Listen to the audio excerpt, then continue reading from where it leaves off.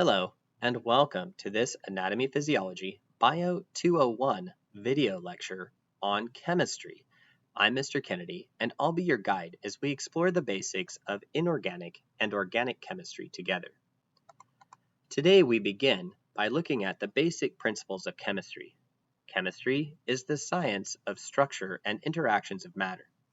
Matter is anything that has mass and takes up space. Mass is the amount of matter a substance contains, whereas weight is the force of gravity acting on a mass. Matter exists in three forms: solids, liquids, and gases. Those that are familiar with chemistry may also recognize a fourth phase of matter, plasma, which shall be omitted for the purposes of this course. All forms of matter are composed of chemical elements. Chemical elements are given chemical symbols as seen here: O for oxygen, C for carbon, H for hydrogen, and N for nitrogen. For a complete list of elements and their chemical symbols, refer to the periodic table of elements. The elements listed here make up the majority of our bodies. There are, however, other elements necessary for our survival. We refer to those as trace elements. These are elements present in the body in very small proportions. Regardless of their proportion, they are essential for maintenance of homeostasis and day-to-day life. Atoms. Chemical elements are composed of units of matter of the same type called atoms. Atoms are the smallest units of matter that retain the properties and characteristics of an element. Atoms are composed of protons, neutrons, and electrons, as illustrated on this slide. Be sure to note the position of each subatomic particle and its overall charge.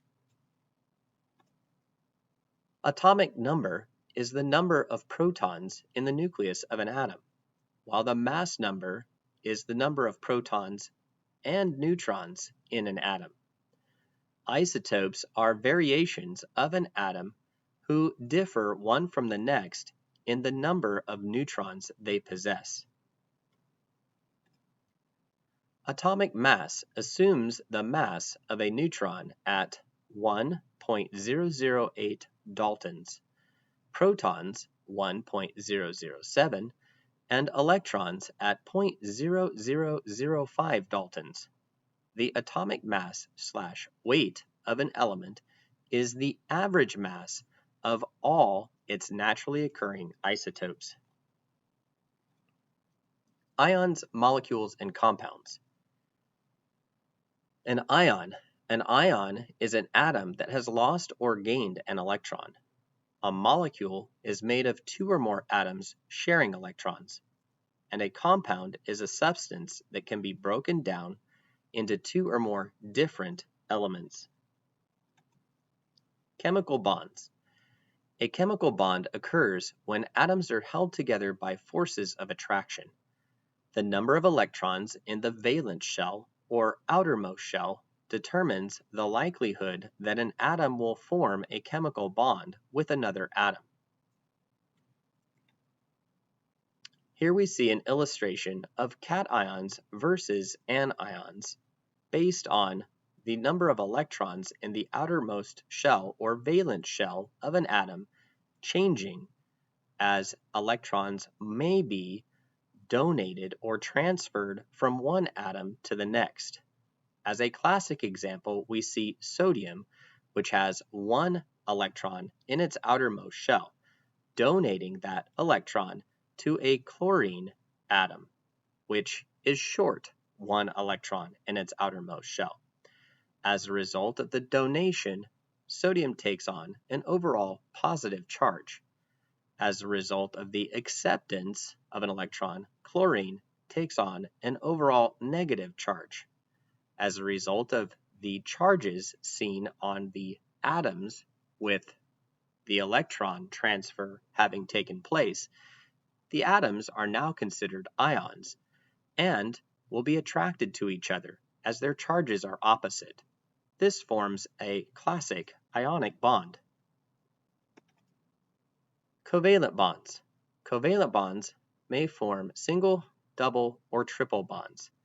In covalent bonds, atoms share electrons as opposed to transferring them in their outermost shell.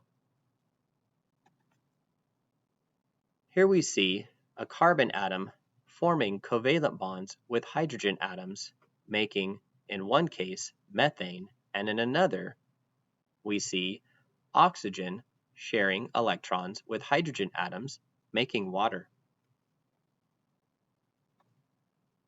Hydrogen bonds. In a hydrogen bond, two other atoms associate with a hydrogen atom. Here we see hydrogen bonds forming between water molecules. Chemical reactions. A chemical reaction occurs when new bonds are formed or old bonds are broken. Reactants are the starting substances of a reaction, while products are the ending substances. In general, chemical reactions are the basis for metabolism in the body or in a cell. Chemical reactions are founded on the law of conservation of mass. Simply put, you must have equal mass in reactants and products before and after the reaction. Forms of energy and chemical reactions. Energy is the capacity to do work. It comes in three basic forms: potential, kinetic, and chemical. Potential energy is the energy of position, while kinetic energy is the energy of motion, and chemical energy is the energy that is stored in bonds. The law of conservation of energy states that energy can neither be created nor destroyed, but only changes state as a result of chemical reactions. Here we see a graphic illustrating energy transfer. Remember, energy cannot be created nor destroyed. Therefore, it can only change state from potential to kinetic and back, as an example. Exergonic versus endergonic reactions can be thought of in this graphic. In this graphic, we see that a certain amount of potential energy is stored in the reactants of a chemical reaction. Activation energy must be met to start the reaction. Once met, the reaction will proceed to produce products, and the energy of the products is less than the energy of the reactants, ultimately meaning that energy is given off by this reaction.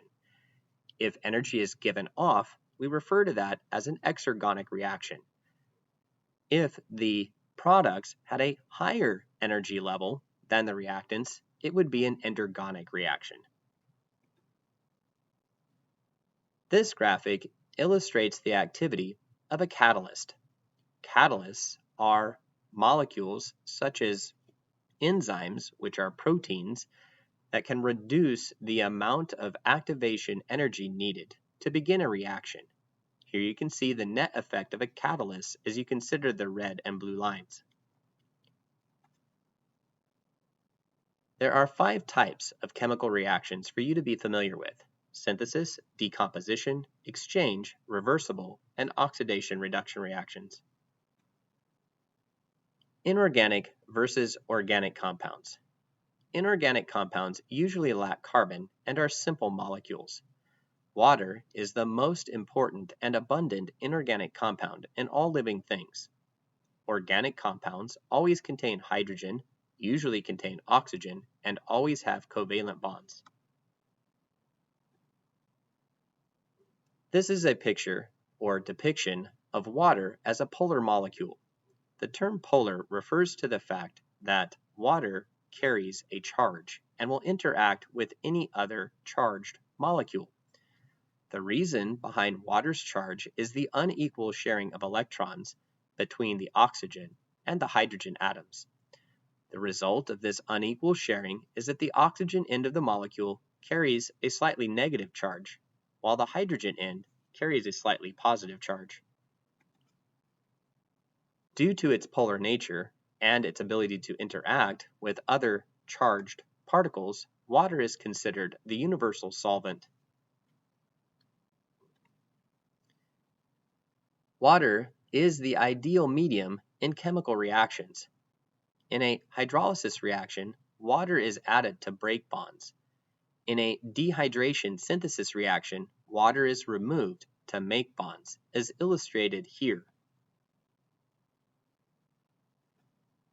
Water also has a high heat capacity and a high heat of vaporization as a result of the hydrogen bonds that form between individual water molecules. Water as a lubricant. Water is a major component of our body fluids and helps reduce friction as membranes and organs slide over one another. Solutions, colloids, and suspensions. A mixture is a combination of elements or compounds that are physically blended together but not bonded. There are three types of mixtures: solutions, colloids, and suspensions. Percentage and molarity. This graphic defines both percentage and molarity and gives examples of each for your consideration.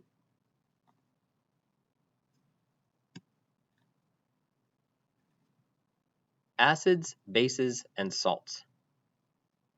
As we consider acids, bases, and salts, we will also discuss briefly the concept of pH. Acids, illustrated in this diagram, are molecules that are proton donors or hydrogen ion donors, as seen with hydrochloric acid. Bases are hydroxide donors, or sometimes thought of as hydrogen ion acceptors. And salts will dissociate into charged particles, neither of which are hydrogen or hydroxide. This is a graphic illustrating the pH scale.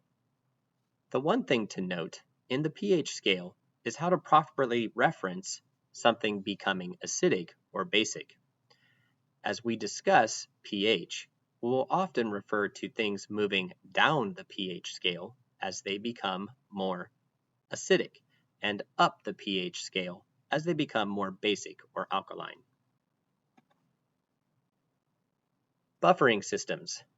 Buffering systems maintain body fluid homeostasis.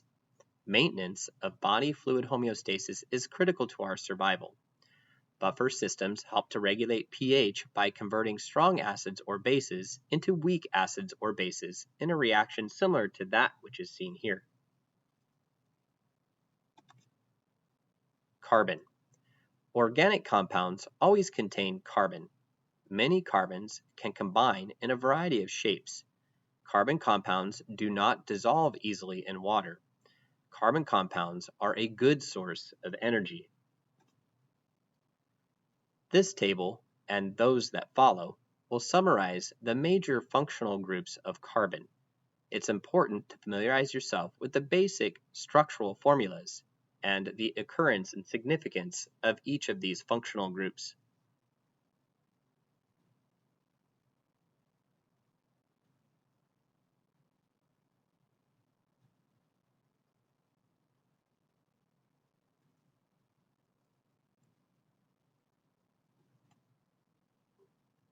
Carbohydrates. Carbohydrates provide most of the energy needed for life. This table summarizes the three major categories of carbohydrates and gives examples of each type. It's important to familiarize yourself with the types of carbohydrates and their examples.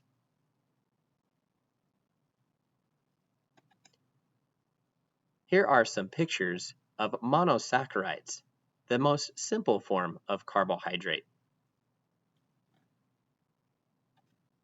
And these are disaccharides formed by the union from dehydration synthesis of two monosaccharides.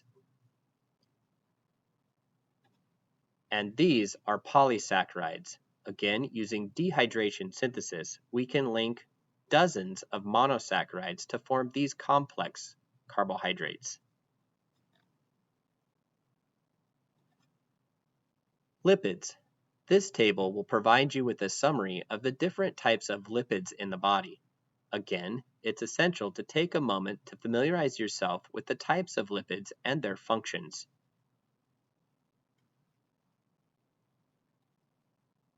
A fatty acid. A fatty acid is the primary building block of lipids. Fatty acids can be saturated or unsaturated, as illustrated here.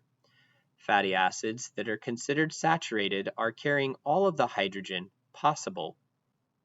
Those that are unsaturated have missing hydrogen and double bonds between carbons, which create bends in the hydrocarbon chains. This is a triglyceride. Triglycerides are used for protection, insulation, and energy. They can be quite large and difficult for the body to break down. This is a phospholipid. Phospholipids are an important component of cell membranes. They are made of two fatty acids, one saturated, one unsaturated, attached to a phosphate head. This molecule is also unique in that it has both a hydrophilic and hydrophobic region. The head, or phosphate head, of the phospholipid is polar, which means that it is attracted to water. The tails, or fatty acid tails, are nonpolar and are repelled by water, attracted only to other lipids. This is an illustration of a steroid. Notice the ring structures that are embedded in these molecules. Proteins. Proteins give structure to the body, regulate processes, provide protection, assist in muscle contraction, transport substances, and even serve as enzymes.